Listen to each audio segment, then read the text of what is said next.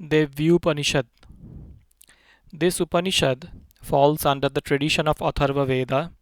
This Upanishad is described in a questionnaire form containing the questions and answers which had taken place between the gods and the goddesses Mahadevi.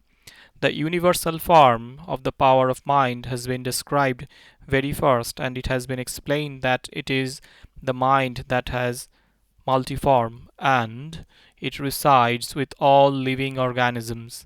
The subject matter of this Upanishad then comprises the psalm of goddess performed by the gods, the upliftment of the primitive learning and magnificence of primitive learning, explanation on Bhuvaneshi, single letter hymn, the 9 letter learning of Mahachandi, and lastly the fruits of acquiring this learning. This Upanishad is in its tiny exterior form, but it is most important in the outlook of the penance for goddess by means of Tantra. All gods appeared before the goddess and submitted. O great goddess, who are you? Kindly make us to know your identity. The goddess replied, O gods, I am in the form of Brahma, this world, a compound of nature, and the person has been originated by me. It is void from me for the fools, and with me for the scholars. I am with and without pleasure. I am the conscience and without conscience. It is definite that I am Brahma, worth knowing, and I too am beyond the Brahma. The Atharva Veda contains this very hymn.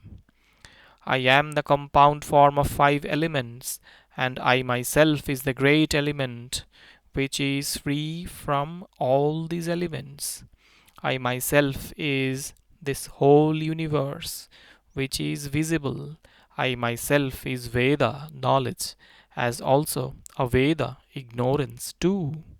I am the learning, and I myself is the illusion. I myself is the nature, as also beyond the nature. I am up and down, as also the sides, right and left, or everything. I am omnipresent and move everywhere in the form of Rudras and Vasus. I move everywhere in the form of the sun and Vishwadeva. I provide maintenance and care to the Mitra and Varuna, Indra, and the fire, as also both Ashwini, Kumaras. I am bearer of Soma, Twashta, and Bhaga. I hold Lord Vishnu, Brahma, and Prajapati for the purpose of achieving regulatory power on 3 worlds with ever extended legs. I also hold the wealth enriched of the material for offering on behalf of the client who performs offerings with obeisance and offers Soma with utmost care. I am the administrator and ruler of this whole universe. I provide the devotee wealth. I am the knowledge itself, and I am the pioneer God among the gods who please with offerings. I originate the Supreme Soul who administers this whole universe. My residence is inherent in the element of up, the fundamental factors of creation, 5 elements, etc., and in the heart lotus of all living organisms. The person known to this fact attains to the magnificence and powers of goddess. The gods again submitted. O goddess, we bow our heads most reverently. You are the benevolent goddess who makes the great persons to perform their great deeds undivided. We salute you. You are in the form of nature and you are the only source of welfare. We again salute such great goddess in a routine manner. We resort to the mother goddess Durga for the yield of the fruit of action, whose complexion is analogous to the fire, who is shining by virtue of the penance, and who is full of the light. Please decay the darkness of ignorance which has trapped us. The breathing gods had originated the speech ever illuminating, namely Vaikhari, which is used by all the living organisms in its pleasing form. May the Mother Goddess, in the form of speech, who bestows with all pleasures with food, as also with divine powers like the cow Kamadhenu, be appear before us as a result of our great psalms and perfect devotion. We salute to the goddess who bestows with the welfare and remove all the evils committed in her multiform, that is Vaishnavi, Skandamata, Saraswati, Aditi, mother of all gods, and the daughter of Daksha, duly worshipped by Veda, and who is analogous to Kalaratri. We enshrine within our heart and summon regularly the goddess bestowing with all axioms, which is known as Mahalakshmi. May that goddess leave us to acquire the true knowledge and great perceptions. O Daksha, your daughter Aditi is adorable after giving birth to the gods, and she has originated all immortal gods. The fundamental and primitive learning is thus contemplated. This fundamental learning has been evolved by sex, vagina, vajrapani, art of copulation, kamakala, cavity, the letters ha and sha, the wind, the ether, Indra, the recavity, the letter sa, ka, la, and by the specific form of illusion, etc., giver of multi pleasures or dynamic everywhere, or in the form of luxury and in the form of Brahma. The above hymns are indicative of the fundamental hymns pertaining to Adi Vidya. In the scriptures pertaining to the Tantra systems, an indication of the letters relating to specific word has been given. According to it, Ka is for sex, E for vagina, I for the art of copulation, La for Vajrapani, Reni for cavity, Hasa for Hasa, Ka for Matarishwa, Ha for ether, La for Indra, Rin for recavity, Sakala for Sakala, Rin for illusion. This mother of universe is the supreme power of soul who fascinates this whole world. She bears a string, goad, arrow, and the bow, and she too is known with the name of Sri Mahavidya, great learning. The person known to this fact is exonerated from the agony and grief. O Goddess, we salute you. Please protect us by providing with all safety. The saint now states the nature of Goddess. That mother of this universe is in the form of 8 Vasus, 11 Rudras, and 12 sons. The all Vishwadevas, including Soma, sipping and non-sipping, are existed in the womb of Universal Mother. This mother too is in the form of devil, demon, monster, asura, yaksha, and siddha, etc. She is the three properties, that is sattva, rajas, tamas. She is in the form of Lord Brahma, Vishnu, and Rudra. She also is Prajapati, Indra, and Manu. She is the stars, planets, and all sub-planets, as also she is in the form of Kala, time, equipped with the art Kala and Kashtha, etc. We always salute the goddess who removes all fatigues and tensions, who endows with the enjoyments and emancipation, who is full of infinite merits, and who commands on the victory, who is free from defaults, who is worth resorting, who endows with welfare, as also who always renders pleasing results to her devotees.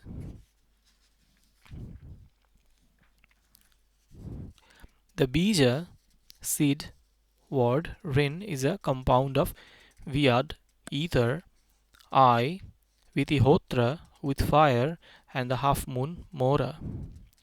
It is competent enough to fulfill all desires and ambitions of the devotees, the saints, following the rules of celibacy, whose heart is free from the passions, who are well realized to the supreme pleasure, and further, who has acquired the immense knowledge, concentrate their mind continuously on this one letter Brahma. The nine letter hymn, that is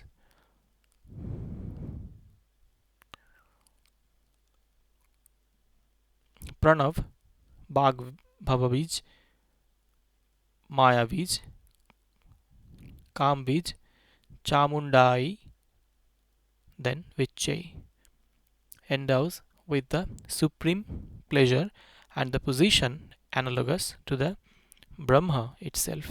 The various letters used as a component to this hymn represent as Im represents the power of speech, the Rim represents the illusion, Klim represents Brahma, represents Vakara, that is sixth consonant.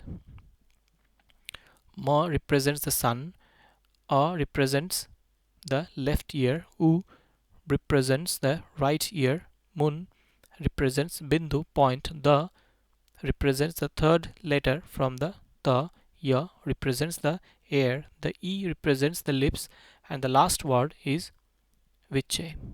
It also represents the lips. The meaning of above hymn is that, O great Saraswati, in the form of mind, O Mahalakshmi, in the form of truth, O Mahakali, in the form of pleasure, we always concentrate on you in order to acquire the learning of Brahma. We salute you. Please make us able to attain emancipation, and please untie the cord of ignorance. The goddess enshrining in the middle of the lotus heart, illuminating like the sun in the dawn, holding the string, and the god modest, whose hands are in the posture of bestowing with fearlessness, and the boons, who has three eyes, red garments, and who fulfills the desires of all her devotees. O goddess, I worship you because you remove all fears. You are competent to remove the turbulence, and you are full of generosity. The gods do not know the form of goddess, and she has been therefore addressed as Agneya, unknown. She is everlasting, therefore her name is Ananta, beyond the end. She is called Alakshya because of non-apparent. Nothing is known regarding her birth, therefore she is addressed as Aja. She is omnipresent, alone, therefore she is called Eka. She is existed alone in her universal form, hence she is called Naika. By the reason above said, her names are Agneya, Ananta, Aja, Eka, and Naika, respectively. That goddess is existed in Matrika, which is the root letter in all hymns, and she is existed in the form of knowledge with all worlds. She dwells within knowledge in the form of Chinmayatita and Shunya Shakshini, with the zero. Having unique and the best, she is renowned with the name of Durga. I, who was badly frightened with the worldly ties, salute Durga, because she only can save me from misbehaves and can row my boat safely on the worldly ocean, because her arts are supreme and she is rare to access. The person reciting these hymns of this Atharva Shirsha easily attains the fruits of performing japa, silent recital, on all the five Atharva Shirshas. The person who establishes the idol without proper knowledge of this Atharva Shirsha does not acquire the axiom even if he would perform many thousands and lakhs japas.